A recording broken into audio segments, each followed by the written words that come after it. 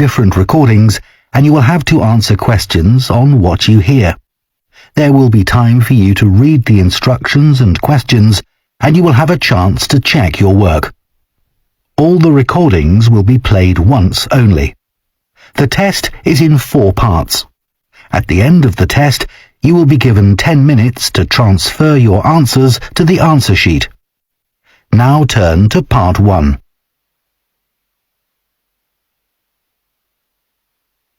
Part 1. You will hear a man called Jack giving advice to a friend about surfing holidays. First, you have some time to look at questions 1 to 6.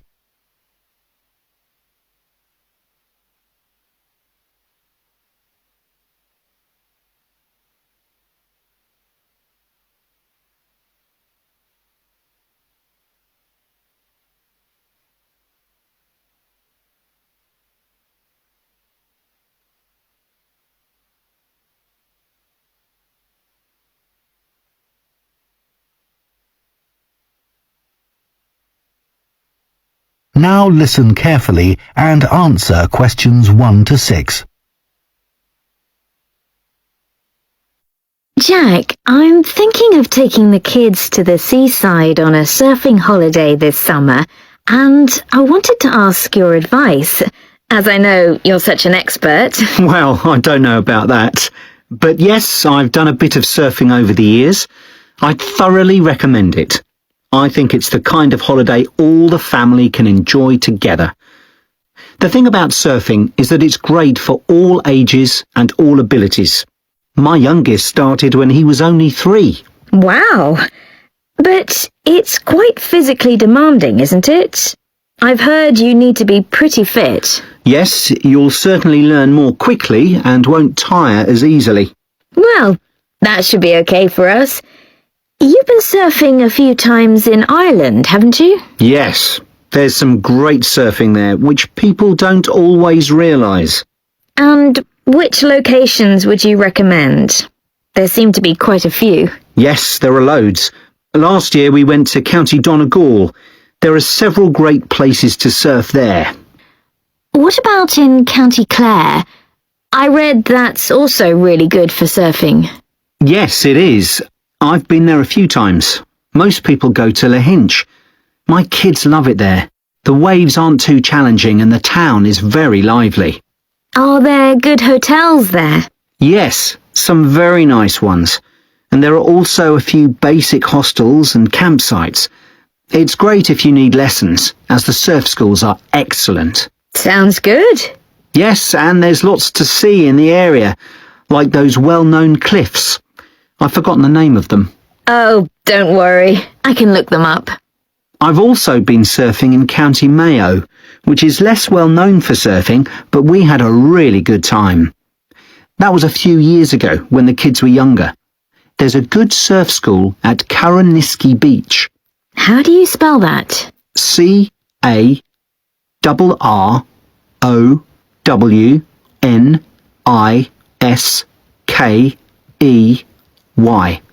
Okay. I put the kids into the surf camp they run during the summer for 10 to 16-year-olds. Oh, right. How long was that for? 3 hours every day for a week. It was perfect. They were so tired out after that. I can imagine.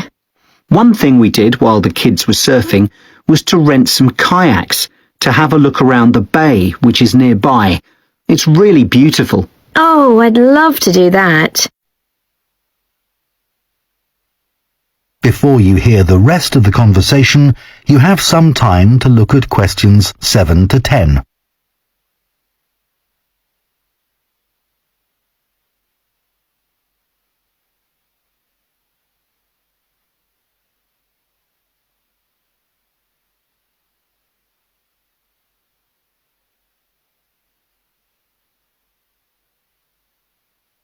Now listen and answer questions 7 to 10. Now, the only time I went to Ireland, it rained practically every day. Yes, that can be a problem. But you can surf in the rain, you know. It doesn't have the same appeal somehow. Well, the weather's been fine the last couple of years when I've been there, but actually it tends to rain more in August than in the spring or autumn. September's my favourite month because the water is warmer then. The only problem is that the kids are back to school then. I know. But one good thing about Irish summers is that it doesn't get too hot. The average temperature is about 19 degrees, and it usually doesn't go above 25 degrees. That sounds all right. Now, what about costs? Surfing is a pretty cheap holiday, really.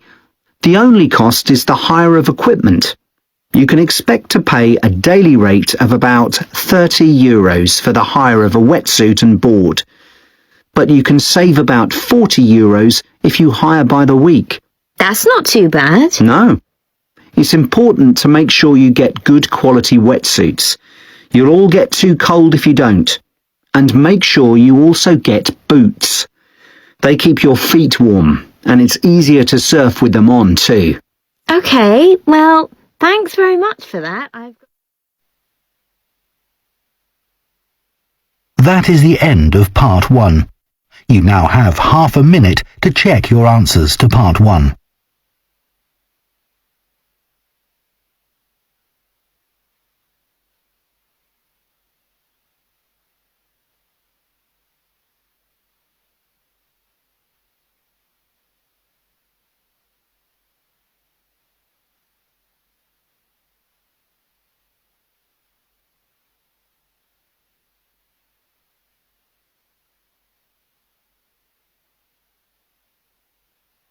Part 2.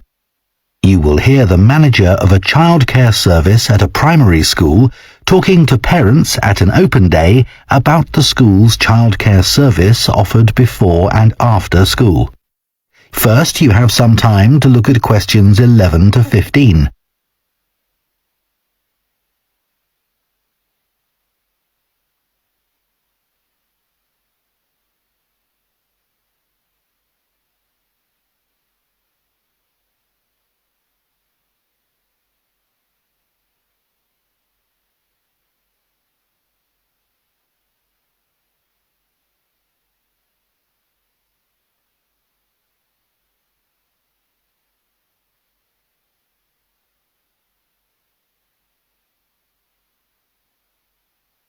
Now listen carefully and answer questions 11 to 15. Good afternoon. My name's Mrs. Carter, and I run the before and after school extended hours childcare service. I hope you've had a chance to have a good look around the school and talk to staff and pupils. I know that many of you are interested in using our childcare service when your child joins the school, and perhaps you already know something about it. But for those that don't, I'll go through the main details now. We offer childcare for children from the ages of 4 to 11, both before and after school. I know that many parents who work find this service invaluable. You can leave your child with us, safe in the knowledge that they will be extremely well cared for. We're insured to provide care for up to 70 children, although we rarely have this many attending at any one session. I think we generally expect around 50 to 60 children for the afternoon sessions, and about half that number for the breakfast sessions. Although we currently do have 70 children registered with us, not all of these attend every day. It's 10 years since we began offering an extended hours service, and we've come a long way during that time. When we first opened, we only had about 20 children attending regularly. We try to keep our costs as low as we can, and we think we provide very good value for money. For the afternoon sessions, which run from 3:30 until 6 p.m, it's £7.20. But if you prefer, you can pay for 1 hour only, which costs £3.50, or 2 hours, which costs £5.70. The cost of the childcare includes food and snacks. They'll be given breakfast in the morning and in the afternoon, a healthy snack as soon as they finish school. At 5 p.m, children are given something more substantial, such as pasta or a casserole. Please inform us of any allergies that your child might have, and we'll make sure they're offered a suitable alternative. As you may know, the childcare service runs through the school holidays from 8 a.m. to 6 p.m. We offer a really varied and exciting programme to keep the children entertained. We don't want them to feel as if they are still at school. It will also feel different because they'll get the chance to make new friends with children from other schools. Spaces are available for them because a lot of our term time children don't always attend during the holiday. In the past, parents have asked if children over the age of 11 are allowed to come with their younger brothers and sisters, but I'm afraid we're unable to do this because of the type of insurance we have. Before you hear the rest of the talk, you have some time to look at questions 16 to 20.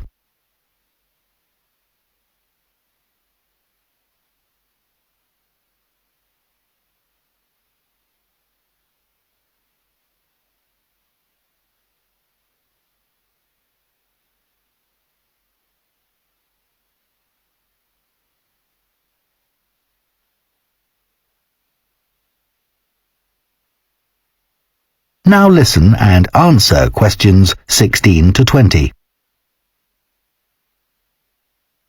So now let me tell you about some of the activities that your child can do during the after-school sessions. As well as being able to use the playground equipment, computers, and the library, there is usually at least one special activity that children can do each day. For example, Spanish. We have a specialist teacher coming in every Thursday to give a basic introduction to the language through games and songs. She does 2 sessions, one for the over 8s and one for the younger children.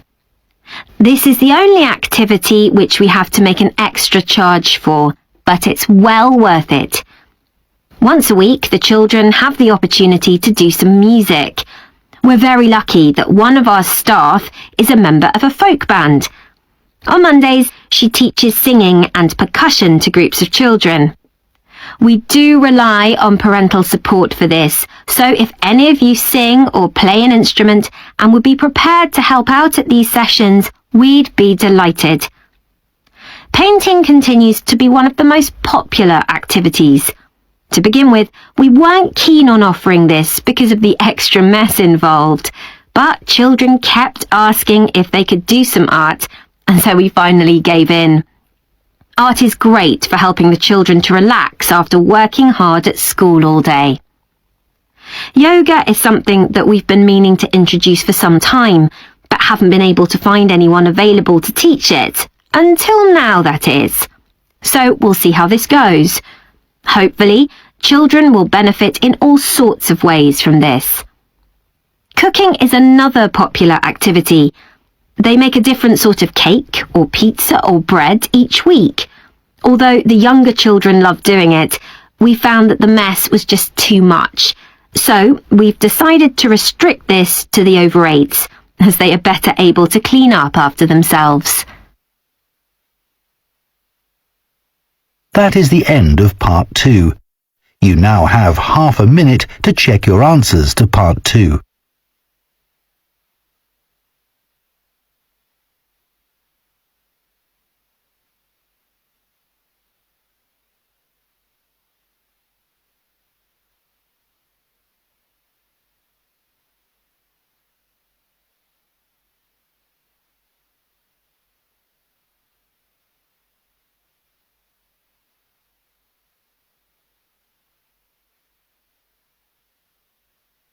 Part 3.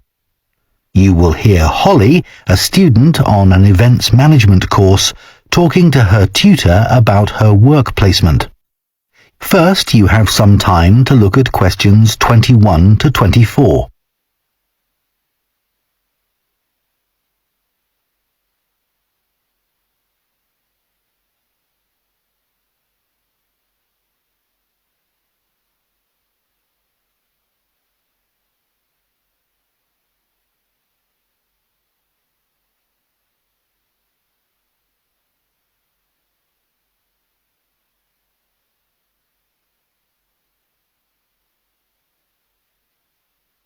Now listen carefully and answer questions 21 to 24. Hello, Dr. Green. I'm here to talk to you about my work placement. Oh yes, it's Holly, isn't it? Yes. So, which work placement have you chosen? I decided to go for the Orion Stadium placement. The event I'll be managing is one where I'm helping to set up a sports competition for primary school children. Yep, that's always a popular placement, even though it can be tougher than you think, working with children. I know, but it's the fresh air that attracts me. Organising something indoors doesn't have the same appeal, even though it might be fun. Okay, so obviously safety is going to be one of your key concerns for this event? Yes, I've already thought about that. I'll need to make sure none of the equipment's damaged. Ah, well, you'll be working with schools, so the equipment will be their responsibility. However, the grounds and what goes on there will be yours. Oh, I see. That'll include keeping everyone within the boundary once they're in their kit and on the field? Exactly. You'll need to inspect areas like changing rooms as well, for anything someone can trip over, but your main priority will be not to lose anyone. Right.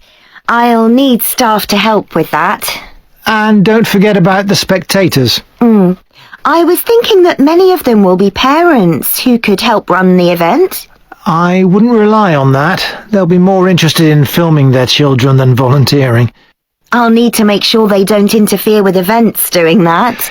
And that's not always easy, especially when a proud parent's trying to get a snap of their child and you want them to move elsewhere. Okay. What about the scheduling? With sporting events, there are all sorts of things that can alter the timetable, like rain, for instance, though so far we've always been lucky with that. Yeah, and I was thinking about what to do if someone got hurt as well. I know that last year that caused a terrible delay. You have to be prepared for such things. Oh, what if a match ends in a draw? Do you let the teams keep going until someone wins? That'll be up to you. And again, you need to plan for it. Right. Before you hear the rest of the discussion, you have some time to look at questions 25 to 30.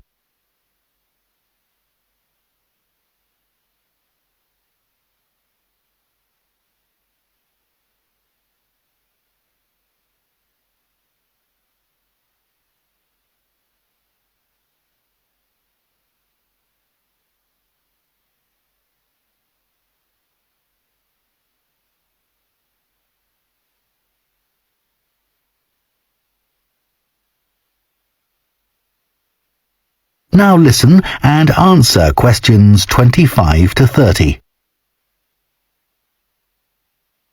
Now, the aim of your work placement is to give you the opportunity to develop the skills that an events manager needs. So, let's talk about those a bit. Well, I think my communication skills are pretty good. I can talk on the phone to people and book venues and that kind of thing. Good. Just remember, it isn't only about what you say. If you meet someone face-to-face and want to persuade them to be a sponsor, for example... Oh, I'll dress up for that, sure. Good. Let's go on to think about your organisational skills. You're working in a very people-based industry, and that means things won't always go to plan. I guess it's being prepared to make changes that matters. That's right. You may have to make an on-the-spot change to a timetable because of a problem you hadn't anticipated. Just do it, okay. How's your time management these days? I'm working on it. I'm certainly better when I have a deadline, which is why this work suits me. Yes, but it's how you respond as that deadline approaches. I know I've got to look calm, even if I'm in a panic. Just think to yourself, no one must know I'm under pressure. Yeah, even though I'm multitasking like crazy. Another skill that events managers need is creativity. Often your client has what we call the big picture idea, but it's up to the events manager to think of all the fine points that go to making it work. Right. So I need to listen carefully to that idea and then fill in all the gaps. That's right. And you'll have a team working under you, so another key skill is leadership. Your team may have lots of ideas too, but you've got to make the ultimate choices. Do we have refreshments inside or out, for example? Isn't it better to be democratic? It's a nice idea, but you have the ultimate responsibility. So believe in what you think best. Be prepared to say, yes, that's a good idea, but it won't work here. I see what you mean. What about the networking side of things? I know it's an area that a lot of students worry about because we don't have much experience to offer others. But even without it, you can still be an interesting person with useful ideas, and the more people you impress, the better. I guess that will help me when I apply for a real job. Exactly. Think ahead, remember what your ambitions are, and keep them in mind. Definitely. That is the end of Part 3. You now have half a minute to check your answers to Part 3.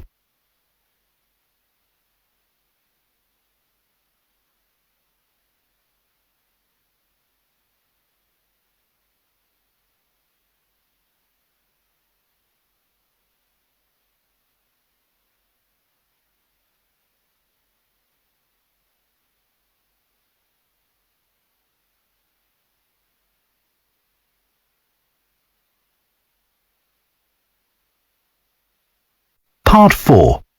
You will hear a zoology student giving a presentation on bird migration. First, you have some time to look at questions 31 to 40.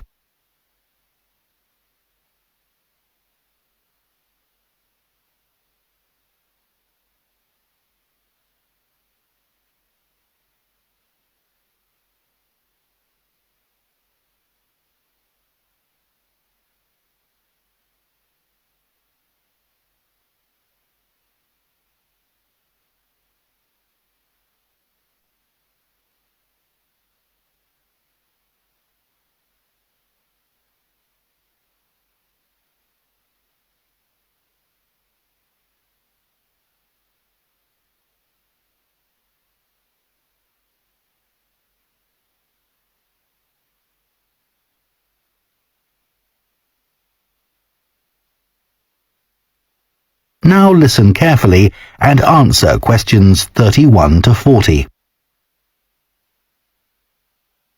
Scientists believe that a majority of the Earth's bird population migrate in some fashion or other. Some travel seasonally for relatively short distances, such as birds that move from their winter habitats in lowlands to mountaintops for the summers. Others, like the Arctic tern, travel more than 25,000 miles seasonally between the northern and southern poles. Bird migration has been studied over many centuries through a variety of observations. But until relatively recently, where birds went to in the winter was considered something of a mystery. The lack of modern science and technology led to many theories that we now recognize as error-filled and even somewhat amusing. Take hibernation theory, for example. 2,000 years ago, it was commonly believed that when birds left an area, they went underwater to hibernate in the seas and oceans. Another theory for the regular appearance and disappearance of birds was that they spent winter hidden in mud till the weather changed and food became abundant again. The theory that some birds hibernate persisted until experiments were done on caged birds in the 1940s, which demonstrated that birds have no hibernation instinct. One of the earliest naturalists and philosophers from ancient Greece was Aristotle, who was the first writer to discuss the disappearance and reappearance of some bird species at certain times of year. He developed the theory of transmutation, the seasonal change of one species into another by observing redstarts and robins. He observed that in the autumn, small birds called redstarts began to lose their feathers, which convinced Aristotle that they changed into robins for the winter and back into redstarts in the summer. These assumptions are understandable, given that this pair of species are similar in shape, but are a classic example of an incorrect interpretation based on correct observations. The most bizarre theory was put forward by an English amateur scientist, Charles Morton, in the 17th century. He wrote a surprisingly well-regarded paper, claiming that birds migrate to the moon and back every year. He came to this conclusion as the only logical explanation for the total disappearance of some species.